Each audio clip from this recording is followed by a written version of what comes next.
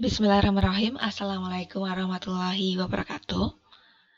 Pada pertemuan kedua ini kita akan melanjutkan terkait macam-macam tes. Sebelum melanjutkan macam-macam tes, kita review terlebih dahulu pertemuan minggu lalu udah belajar apa aja sih?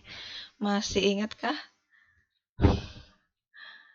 Dari pertemuan lalu kita belajar terkait apa sih bedanya asesmen, pengukuran, dan kemudian tes psikologi.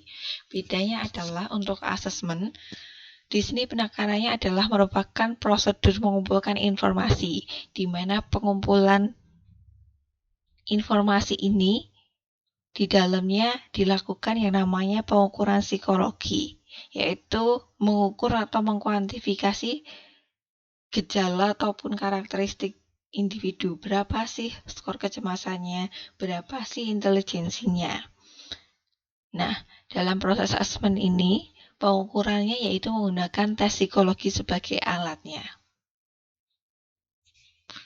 Kemudian kita kemarin juga belajar terkait karakteristik tes. Yang pertama yaitu dalam suatu tes biasanya ada prosedurnya, seperti ada instruksi, perintah, dan sebagainya. Kemudian dalam suatu tes ini yang diukur hanya sampel perilaku. Contohnya subtes verbal. Contohnya yang diukur adalah kosakata, kemudian comprehension atau pemahaman, sinonim, dan sebagainya, itu untuk mengukur yang namanya kemampuan verbal. Kemudian suatu tes biasanya ada penskorannya untuk klasifikasi, kemudian untuk interpretasinya biasanya disediakan norma.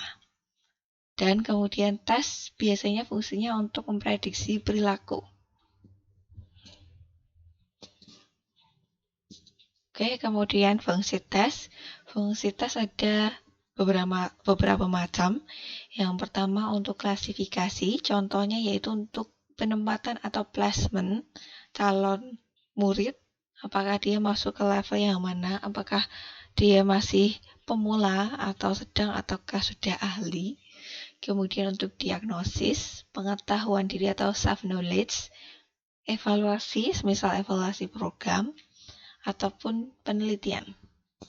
Kemudian macam-macam tes yang telah kita pelajari sebelumnya, ada standar versus tidak terstandar.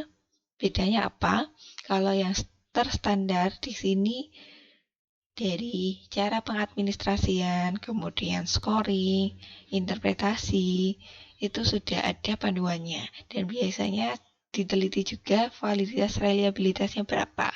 Kalau yang tidak terstandar, tidak ada. Kemudian di maksimal versus tipikal, bedanya apa? Di maksimal ini ada penskoringan benar atau salah, dan tujuannya untuk mengukur kemampuan maksimal subjek. Kalau tipikal ini, jawabannya tidak dinilai benar dan salah, tapi subjek diminta untuk menjawab sejujurnya dan yang paling sesuai dengan subjek. Kemudian ada norm versus criterion. Kalau norm, di sini interpretasi hasil tes didasarkan pada norma kelompok. Contohnya semisal banyak tes EQ menggunakan norma persentil. Norma persentil dari sekian ribu sampel atau disebut populasi. Adapun criterion, di sini ada kriterianya. Contohnya apa? Contohnya semisal penilaian di UNY. Contohnya nilai 86 ini masuk A. Semisal kayak gitu, itu pakai kriteria. Oke, pokok bahasan pada pertemuan 2 ada 4. Kemudian selain macam-macam tes yang sebelumnya, untuk secara isi, tes dapat dibagi menjadi 8.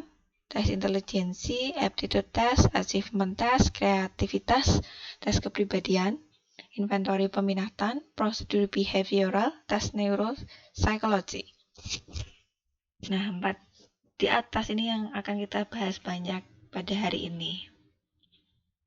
Yang pertama tes intelijensi. Nah, saya yakin teman-teman sudah sangat familiar dengan tes intelijensi dan mungkin sudah praktik scoring dan sangat paham terkait tes intelijensi. Jadi di pertemuan ini memang kita sekedar review, terutama tentang bentuk soalnya itu seperti apa untuk brainstorming teman-teman untuk besok-besok membuat soal kognitif dan prestasi. Nah, jadi intelijensi adalah topik yang paling banyak diteliti, bahkan hingga sekarang ini masih terus diteliti. Nah, kebanyakan tes intelijensi disusun berdasarkan teori spesifik dari intelijensi dan beberapa pengembang menawarkan definisi dari konstruk yang dikembangkan. Jadi antara satu tes intelijensi dengan tes intelijensi yang lainnya bisa menggunakan teori intelijensi yang berbeda.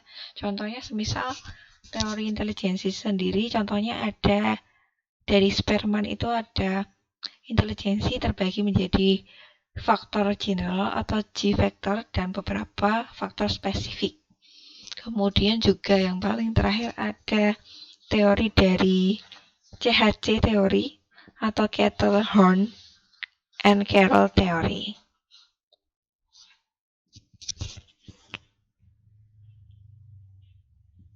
Nah, dalam pengembangannya, gimana sih bisa menghasilkan suatu tes intelijensi? Jadi banyak ahli yang menggunakan analisis faktor untuk menderivasi atau memvalidasi teori intelijensi yang dikembangkan. Nah, teman-teman kemarin kan katanya udah belajar tentang analisis faktor. Inti analisis faktor itu apa sih? Intinya dari analisis faktor itu ada banyak item. Kemudian dari analisis faktor dilakukan reduksi atau pengelompokan item-item yang mengukur sama, maka akan mengelompok ke faktor yang sama. Jadi contohnya misal di intelijensi ini contohnya ini di sini ada 24 item tes. Nah, dari 24 item tes kemudian dilakukan analisis faktor, ternyata dari 24 ini sebenarnya hanya mengukur 4 faktor aja. Contohnya semisal di faktor 1 ada sentence completion, word meaning, paragraph comprehension, general information, word classification, problem reasoning. Sebenarnya ini kok mengumpul ke dalam satu faktor yang sama, sebenarnya mengukur apa sih? Nah, ternyata di sini dia mengukur kemampuan verbal. Kemudian selanjutnya di sini mengumpul dalam satu faktor yang sama. Nah, mengumpul dalam satu faktor yang sama dilihatnya kayak gimana sih? Yaitu dari di sini namanya faktor loading ya. Faktor loading terbesarnya ada di sini. Digits, count, group of dot, arithmetic, numerical puzzle. Di sini mengukur kemampuan matematik dan sebagainya.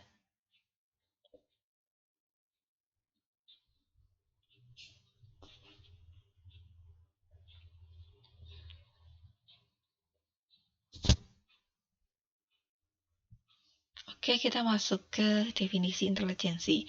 Ada sangat banyak ahli yang sudah mendefinisikan apa itu intelijensi.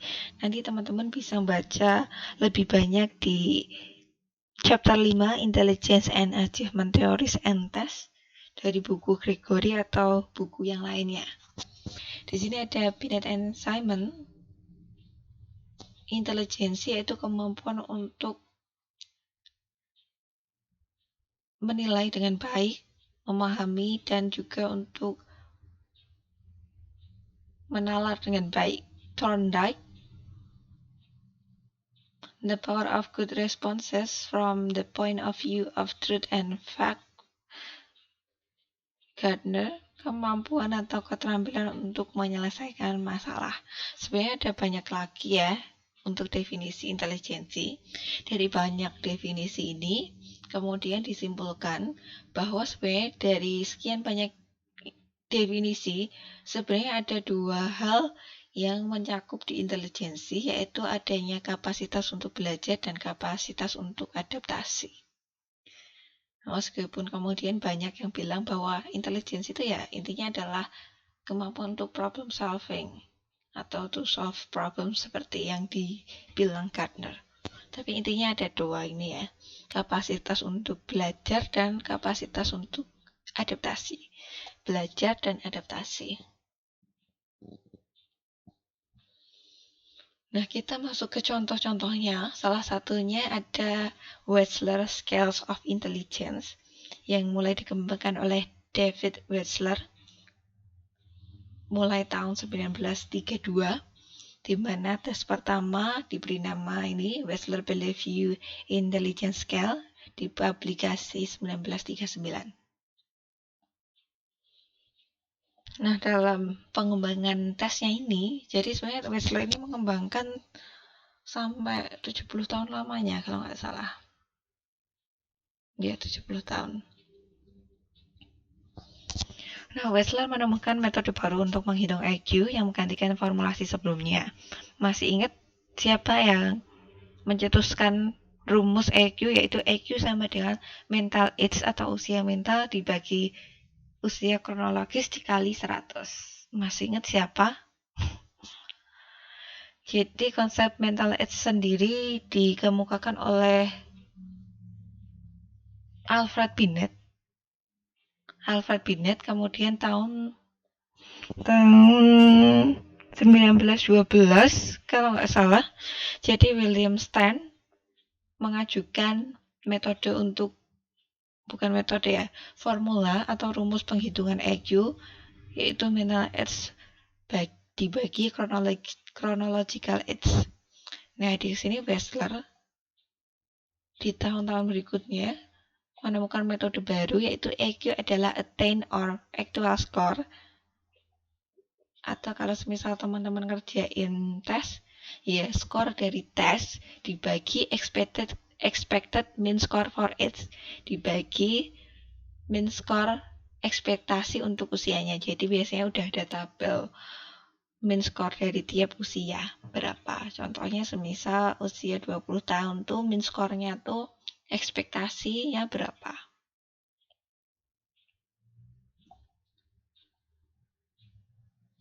Nah, Wechsler membagi tesnya menjadi dua bagian, yaitu ada verbal and performance. Pembagian ini memungkinkan pengetas membandingkan kemampuan subjek dalam menggunakan kata dan simbol versus kemampuan memanipulasi objek dan memahami pola visual. Jadi memperkembangkannya sampai 70 tahun lamanya, dari versi yang paling awal hingga versi terakhir. Nah, untuk versi yang terakhir di sini ada WPPSI untuk primary preschool, kemudian WISC untuk children, kemudian sampai untuk adult WISE.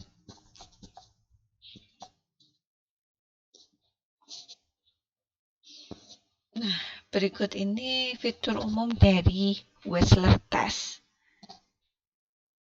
Di sini ada versi terakhir ada WPPSI 4, WISC 4, dan WISE 4. Fitur umumnya seperti ini, contohnya WPPSI itu ada similarities, vocabulary, comprehension, information, dan seterusnya yang disilang-silang. WISE ada similarities, vocabulary, comprehension, information, sampai seterusnya yang ada di silang-silang ini. Kemudian di sini subtes yang tercetak tebal ini adalah subtes yang ada di 3 tes ini. Contohnya similarities atau persamaan kata, itu sama di ketiganya itu ada vocabulary atau penguasaan kosakata juga ada di 3-tiganya. Ya. Ada banyak subtesnya. Nah, kalau di lab udah versi keempat atau belum ya? Saya belum ngecek.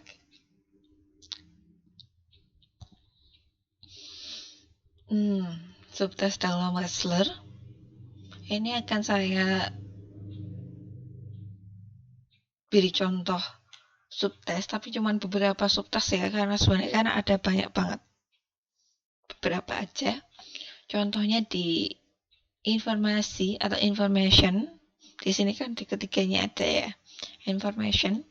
Ini biasanya berisi pertanyaan mengenai pengetahuan umum, entah tentang orang atau fakta atau mungkin juga tentang fenomena. Contohnya pertanyaan untuk anak itu apa? Contohnya berapa mata yang kamu punya? Planet apa yang terbesar? Kalau untuk dewasa atau adult, contohnya siapa presiden Indonesia sekarang? Ini untuk versi Indonesia ya. Kalau bachelor untuk Amerika ya mungkin siapa presiden Amerika sekarang. Di Jepang mungkin siapa kaisar Jepang sekarang. Kemudian ada digit span. Nah, digit span ini ada rangkaian angka 3-9 angka. Jadi nanti pengetes biasanya menyebutkan angka, deretan angka secara lisan, dan subjek diminta untuk mengulanginya.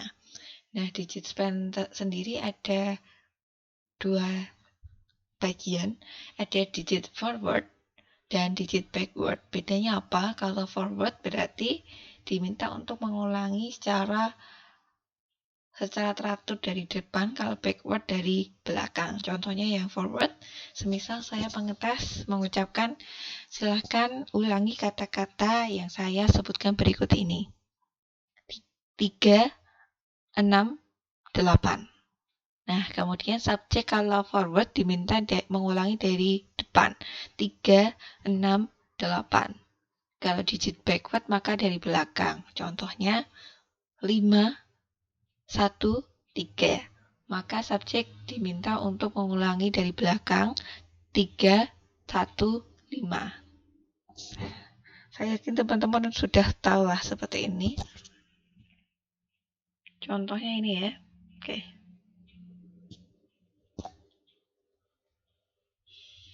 Nah, kemudian ada subtes kosakata, meminta subjek mendefinisikan kata. Contohnya, apa itu jeruk, apa itu apel, apa itu cangkir.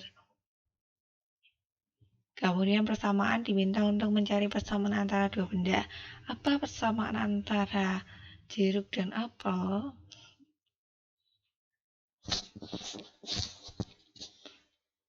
Kemudian ada soal aritmatika atau soal hitungan matematika, contohnya seperti ini. Jika kamu memiliki 15 apel dan memberikan pada teman 5 apel, ada berapa apel yang tersisa atau ada berapa apel yang kamu punyai sekarang? Kemudian ada melengkapi gambar. Di sini diminta mengidentifikasi bagian penting yang hilang. Nah, di sini ada gambar. Nah, coba teman-teman identifikasi bagian mana sih yang hilang? Coba diperhatikan dengan seksama. Bagian mana yang hilang?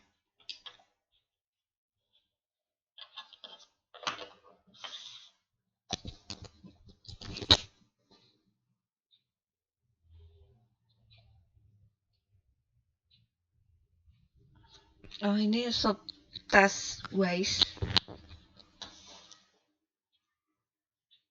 Untuk verbal. Kemudian ini untuk performansi.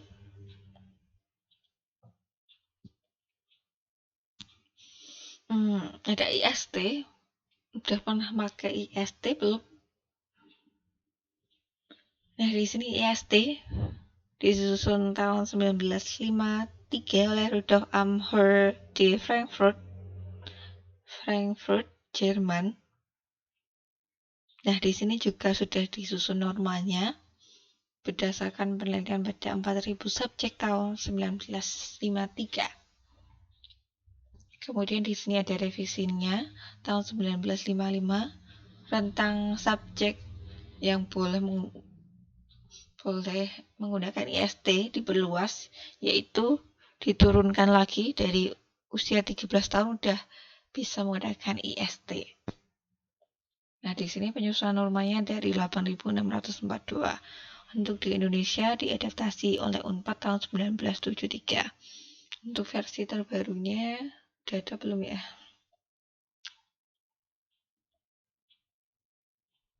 Ini faktor utama yang diukur: kecerdasan verbal, numerik, figural, penalaran. Oh, komponennya ada 9, sorry. Ada 9, Sewaan, Gemera, ZR, Fabume. Nah, di sini di tiap subtes ada instruksinya tersendiri masing-masing, kemudian juga ada batasan waktu masing-masing, di mana subjek tidak diberitahukan, contohnya semisal, oh, di subtes ini ada waktu 6 menit, nggak kayak gitu, biasanya langsung stop, kemudian diminta untuk membalik subtes berikutnya. Stop.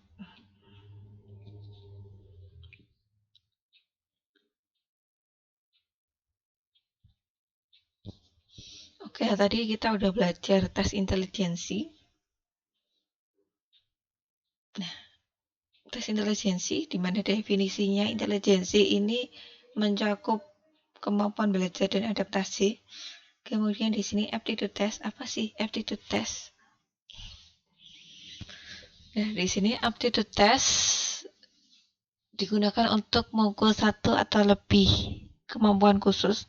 Atau kadang ada yang bilang aptitude test itu apa ya? Tes bakat. Kemudian dibagi menjadi single aptitude. Kalau single aptitude itu hanya mengukur satu kemampuan aja, satu doang. Kemudian multiple aptitude test batteries, ini mengukur, sorry banget, typo, mengukur beberapa kemampuan. Nah, tujuannya apa sih? Untuk memprediksi kesuksesan dalam pekerjaan, pelatihan, dan pendidikan. Nah, aptitude test sendiri banyak banget digunakan sebagai syarat masuk, misalnya untuk lanjut studi. Udah mau punya gambaran ya, berarti yang biasanya untuk syarat masuk itu apa sih? Nah, semisal tes TPA itu masuk ke aptitude test juga. Nah, macam-macamnya apa aja sih? Macam-macamnya ada banyak banget. Antara lain ada Scholastic Aptitude Test atau SAT, kemudian Graduate Record Exam atau GRE, biasanya dipakai buat di luar negeri ya. GRE, General Educational Development atau GED. Kemudian ada tes potensi akademik TPA.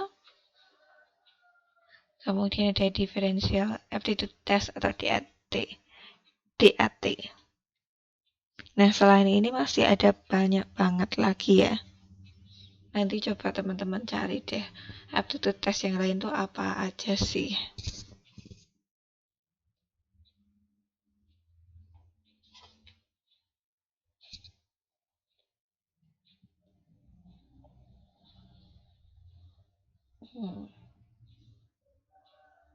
Oke, SAT.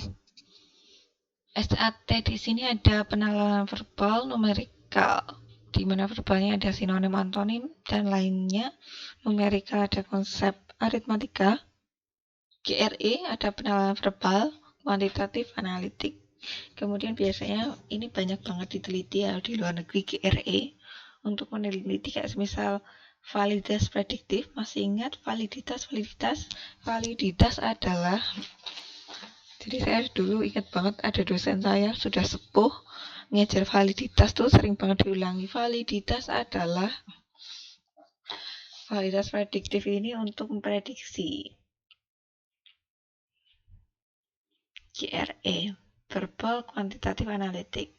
Kadang analisisnya juga dianalisis secara terpisah, contohnya GRE skor verbal, mana nih yang lebih bisa memprediksi kesuksesan siswa, apakah verbal atau kuantitatif atau skor keseluruhan. Nah, TPA, saya yakin teman-teman pasti udah pernah ngerjain tes TPA dan udah sering banget tahu soal tes TPA tuh kayak gimana. Nah, tes TPA ini sebenarnya nggak cuma untuk menyeleksi calon mahasiswa S1, S2, tapi juga banyak banget digunakan untuk seleksi yang lainnya. Contohnya semisal seleksi karyawan perusahaan, seleksi CPNS itu pakai tes TPA ini. Nah, teman-teman sebagai tes psikologi ini jadi apa ya?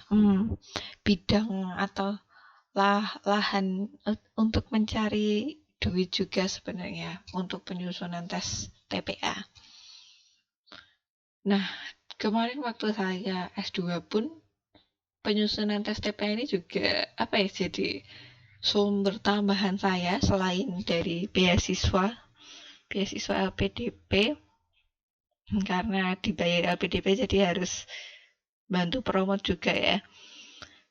Jadi kalau di UGM S2 kemarin kan saya ngajutin di UGM, jadi hampir tiap semester itu ada kayak semisal bukaan untuk penulis tes kognitif atau tes kognitif di sini yaitu tes TPA-nya UGM. Biasanya disebut PAPS. Saya udah berapa kali ikut ya? Udah 3 kali ikut nih. Udah 3 kali ikut menyusun tes TPA-nya UGM. Dan HR-nya atau honornya ini lumayan banget. Kalau di UGM itu sampai tahun kemarin itu terakhir satu soal yang lolos itu dihargai 50.000. Kalau misal ada 30 soal yang lolos kan lumayan banget, ada 1,5 juta per soal ya dihargainya. Kalau di UGM itu kalau nggak lolos dapat 5.000. Jadi diusahakan bikin soalnya yang bagus biar lolos, biar dapat 50.000 per soal. Jadi salah satu lahan pekerjaannya orang psikologi ya salah satunya bisa jadi penulis tes. Nah, untuk tes TPA, ini saya jelaskan konsepnya TPA-nya UGM ya. Jadi di TPA-nya UGM ini ada 3 dimensi. Sebenarnya ketiganya ini sama-sama ukur penalaran. Cuman stimulusnya bentuknya beda. Contohnya di sini bentuknya verbal, ada padanan kata atau sinonim. Padanan kata, lawan kata, analogi. Kemudian untuk kuantitatif atau stimulus berupa hitungan ada deret angka, udah tahu ya deret angka, ada angka berderet, terus teman-teman diminta untuk mencari angka selanjutnya, angka berapa. Aritmatika, hitungan, konsep aljabar, biasanya ada simbol X kuadrat, Y, X lebih dari Y, X sama dengan Y, X sama dengan Y, kayak gitu. Geometrik, penalaran di sini ada logis, diagram, simbol analitis. Nah, kalau yang terakhir saya nggak tahu sih apakah masih pakai konsep yang seperti ini. Tapi 2 kali saya ikut jadi penulis tes TPA-nya masih pakai ini. Cuman yang terakhir itu mulai menggunakan teorinya CHC, Kettle, Horn, and Carroll teori. Jadi bentuknya udah nggak kayak gini.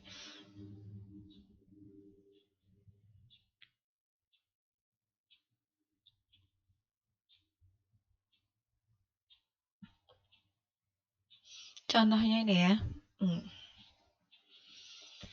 dimensi verbal lawan kata. Contohnya di sini ada satu kata fana.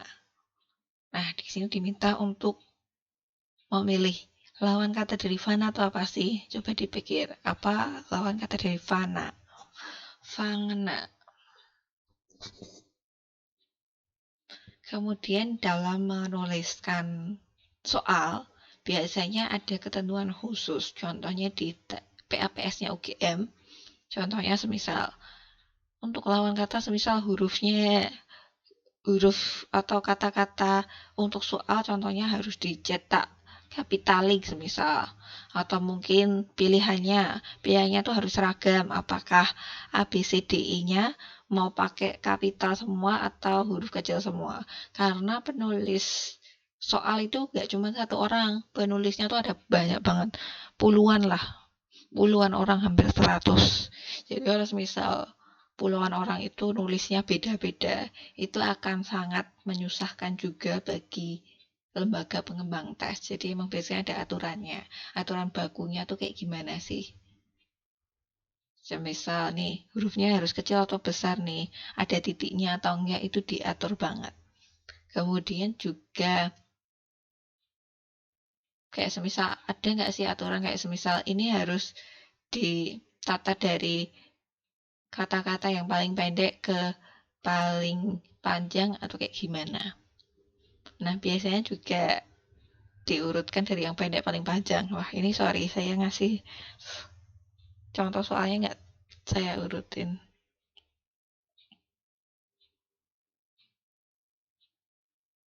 Nah, kemudian deret angka. Nah, ini ada 8, terus 3, 6, 5, 4. Angka selanjutnya berapa? Biasanya juga ada pola-polanya sendiri. Nah, untuk penulis soal ini kuncinya adalah sekreatif mungkin. Jadi kalau misal saya ngasih contoh soal kayak gini, nggak berarti teman-teman yang saya minta untuk nulis soal juga harus pakai pola yang saya buat. Jadi teman-teman harus sekreatif mungkin, dan ketika menyetorkan soal tuh biasanya dikasih penjelasan. Contohnya semisal saya nulis soal seperti ini. Dari tanggal 8, 3, 6, 5, 4. Nah, ini polanya apa sih?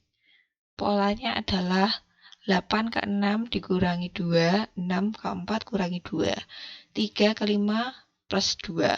Maka selanjutnya adalah plus 2 adalah angka 7 di C. Nah, di sini waktu saya, karena tiap soal yang dikumpulkan, kalau dulu, jadi emang biasanya kayak semisal saya diminta buat nulis 40 soal, maka saya akan dikasih lembar kertas untuk menulis soal.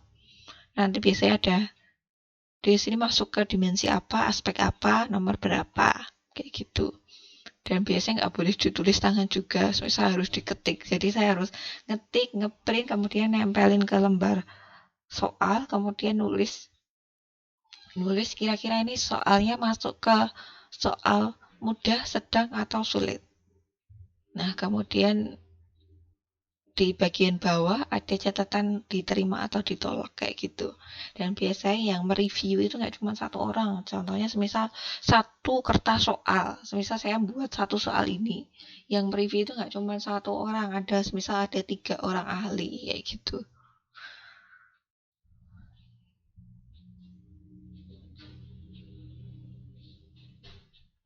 Oke, di sini penalaran. Jadi udah verbal, numerik, kemudian penalaran. Contohnya di sini analogi ya. Di sini, nah, kalau dulu itu sebenarnya boleh banget kayak semisal di sini dulu saya buat gambar ini pakai Word aja. Kalau sekarang kan ya paling nggak pakai Corel Draw ya. Dan kemudian gambarnya itu harus presisi, presisi ukuran dan sebagainya, termasuk apa ya, bloknya, pemblokannya itu juga harus presisi. Contohnya di sini, nah ini ada gambar seperti ini, kemudian menjadi seperti ini. Nah, kalau gambar seperti ini, maka selanjutnya seperti apa? Yang mana nih? Kayak gitu. Nah, di sini konsepnya apa? Coba dipikirkan dulu. Nah, di sini konsepnya adalah pencerminan ya. Nah, ini kalau dicerminkan menjadi ini. Kalau ini dicerminkan menjadi yang mana nih? Cari yang ada bloknya 2. Yang mana? Jawabannya yang B ya. Nah, di sini ada penalaran diagram. Ini lumayan sering keluar. Nggak cuma di tes TPA UGM ya. Kalau nggak salah waktu saya dulu, jadi saya dulu pernah S2 ya. S2 saya pernah daftar di magister psikologi sosialnya UI. Itu alhamdulillah keterima, tapi akhirnya ngambil di UGM psikometri sosial, terus jadi psikometri. Ini sering keluar. Nah, di sini ada koi, kolam ikan, terus ada 5 gambar ini. Maksudnya apa sih 5 gambar ini? 5 gambar ini. Koi, kolam, dan ikan. Nah, konsep ketiga kata-kata ini, gambar mana nih yang mewakili koi kolam ikan? Apakah koi kolam ikan ini adalah konsep yang terpisah? Kalau terpisah maka pilih B. Kalau di dalam satu lingkaran maka B. Apakah kayak misal di kolam ada koi dan ikan, maka pilih A. Kayak gitu. Atau koi dan ikan itu bersinggungan, kolam ada di luar, atau yang mana? Coba dipikirkan koi kolam ikan. Mungkin ada banyak yang kemudian salah kaprah bahwa di dalam sebuah kolam ada ikan koi dan ikan. Bukan kayak gitu ya. Konsep kolam sendiri itu adalah terpisah dari ikan ataupun koi. Nah, di sini jawabannya adalah koi. Koi itu termasuk jenis ikan. Dan kolam itu konsep tersendiri, bukan di dalam kolam ada ikan dan koi, bukan kayak gitu ya. Oke, kemudian di sini ada spasial, mana nih? Kalau gambar seperti ini jadi yang mana? Kayak gitu. Kalau yang ini lumayan gampang ya. Kemudian ini di sini ada contohnya DAT, Differential Aptitude Test. Udah pernah pakai atau buka-buka? Nah, sebenarnya untuk mata kuliah ini teman-teman boleh sih kalau semisal ada yang ingin mau ke lab psikologi, pinjam ngeliat DAT itu kayak gimana sih. Kalau tahun lalu saya minjem beberapa naskah tes di lab, kemudian saya bawa ke bawa ke kelas. Ini kan udah ada kelompok-kelompoknya, jadi tiap kelompok bergantian mengamati isi tesnya tuh kayak gimana. Nah, di DAT sendiri di UNY kalau tidak salah ingat, ini sebenarnya masih versi lama ya. Di dalamnya juga masih banyak bias. Jadi itemnya tuh banyak bias. Contohnya di DAT itu ada gambar orang naik mobil ke arah Solo misal. Nah, kalau teman-teman di Indonesia naik mobil, kemudian naik motor, itu biasanya teman-teman di jalur mana? Kalian bukan di jalur ya, di lajur mana? Nah, kita di Indonesia biasanya pakai lajur kiri. Kalau di luar negeri ada yang pakai lajur kanan. Nah, di gambarnya itu masih ada bias budaya, yaitu mobilnya di lajur sebelah kanan. Kan kalau di Indonesia nggak sesuai aturan polisi ya, nanti bisa ditangkap kalau pakai lajur kanan. Ini ya pengembangnya ada Josh K. Bennett, Harold G. Caesar, Alexander G. Wiseman. Di sini kalau tes intelijensi tadi banyak dikembangkan pakai analisis faktor. Di sini dikembangkan berdasarkan data eksperimen dan pengalaman penulisnya. Kegunaannya banyak digunakan untuk konseling bidang peminatan ataupun penjurusan untuk siswa sekolah dan dalam seleksi karyawan. Nah, subtesnya ada banyak, ada 8. Dari verbal reasoning, numerical reasoning, abstract reasoning, perceptual speed and accuracy, mechanical reasoning, space relation, spelling, dan language usage. Nah, contohnya di sini ada beberapa contoh dari beberapa aja. Intinya kalau teman-teman penasaran banget, silahkan datang ke lab. Jadi emang kadang ada beberapa hari asisten lab itu jaga di lab juga. Udah mulai jaga ya. Karena udah mulai ada tes-tes juga. Nih ya, contohnya di sini kemampuan numerik, choose the correct answer. Nah, contohnya soal seperti ini, jawabannya yang mana nih? Yang A, B, C, D, E. Yang D langsung tahu ya, karena di sini ada tandanya di bawah. Jawabannya ada 60. Mechanical reasoning, penalaran mekanikal. Mana nih? Mana nih? Timbangan mana nih yang butuh butuh lebih banyak tekanan untuk bisa mengangkat beban. Apakah A, ataukah B, ataukah C equal? Jawabannya B ya, karena letak segitiganya. Kalau di sini kan di tengah, kalau di sini di pinggir, maka akan lebih butuh banyak di B. Kemudian di sini space relation diminta untuk, nah di sini ada gambar. Kalau semisal ditekuk mana nih? Apakah A, B, C, atau D? Kayak gitu. Diminta untuk membayangkan. Nah, achievement test.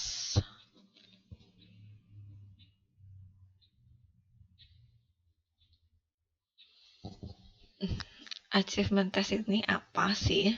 Jadi di sini achievement test adalah tes yang mengukur kesuksesan atau pencapaian belajar. Tes prestasi, TS, UAS itu bisa masuk ke dalam achievement test. Kegunaannya mengetahui seberapa banyak materi yang dipahami siswa. Terus, apa sih bedanya aptitude sama achievement? Yaitu di kontennya. Sebenarnya, tes apapun bisa menjadi aptitude jika memprediksi performansi mendatang. Intinya kalau bisa memprediksi performansi mendatang, bisa disebut aptitude. Kemudian tiap tes juga bisa disebut achievement test jika mampu merefleksikan seberapa banyak yang subjek pahami. Nah, namun dalam praktiknya, perbedaan kedua tes yaitu dari penggunaannya. Tapi di sini ada catatan penting, satu tes kadang punya dua fungsi. Jadi satu tes ini kadang bisa berfungsi sebagai aptitude untuk prediksi informasi mendatang, tapi juga sebagai achievement untuk memonitor pembelajaran. Kayak gitu. Oke, di sini jenis tes terakhir yang akan kita bahas, tes kreativitas. Fungsinya untuk mengukur kemampuan subjek untuk menghasilkan ide, pemahaman, dan kreasi baru, menekankan pada kebaruan dan keaslian dalam menawarkan solusi dari permasalahan. Nah, contohnya di sini ada permulaan kata, tes kreativitas verbal ya di sini. Jadi di sini diminta untuk membuat sebanyak mungkin kata yang dimulai dengan dua huruf yang tersedia. Contohnya semisal sa. Sa ini bisa jadi huruf apa aja. Saya, sakit, sabang, sangkar, sambil, sanggah. Ini ya, di sini ada ketentuan. Nama negara, nama kota, gunung boleh dipakai, tetapi jangan menulis nama orang atau nama binatang. Sasa, Sani, Samuel nggak boleh. Nah, kemudian K. Jadi apa aja? Kamar, kabur, kaca, kapak, karang, kayu, kardus, kakak, kaleng, kantor. Kayak gitu. Tes kreativitas verbal untuk permulaan. Kemudian ada yang menyusun kata. Jadi di sini subjek diminta untuk menyusun sebanyak mungkin kata yang memakai huruf-huruf dari kata yang tersedia. Nah, kata-kata dapat disusun dengan hanya memakai sebagian dari huruf-huruf dari kata tersebut.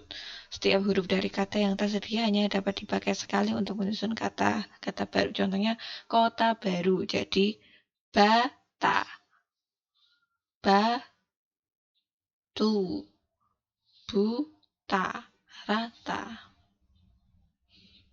Nah, contohnya, keajaiban jadi ban, ajaib, aib, anak, anak, bejana, aja, iba, dan sebagainya. Nah, tiap nomor ada 2 menit. Ada yang membentuk kalimat 3 kata. Buat sebanyak mungkin kalimat yang terdiri dari 3 kata ya. Yang huruf pertama tiap kata diberikan pada soal. Boleh menggunakan nama orang, contohnya ALG. ALG. Apa kita lupa? Kita lagi apa? Gimana anak lucu? Ya. AMP. Kalau biasanya, aku mau pulang, aku ingin makan, aku mau baca, dan sebagainya. Ini sifat yang sama. Setiap kali akan diberikan 2 sifat berbeda, pikirkan sebanyak mungkin benda yang memiliki kedua sifat. Contohnya merah dan cair itu apa sih? darah, saus tomat, tinta merah. Putih dapat dimakan nasi, mochi, putih telur, putu, dan sebagainya. Nah, untuk bahan bacaan terkait macam-macam teras soal-soalnya kayak gimana, teman-teman bisa mengeksplor ini ya, bacaan ini ya. Dari Gregory itu ada chapter 5 dan 6, atau juga bisa dari Asler, konstruksi tes kemampuan kognitif. Oke, sekian untuk hari ini. Terima kasih telah memperhatikan penyampaian materi hari ini. Selamat melanjutkan aktivitas dan sampai ketemu minggu depan. Wassalamualaikum warahmatullahi wabarakatuh.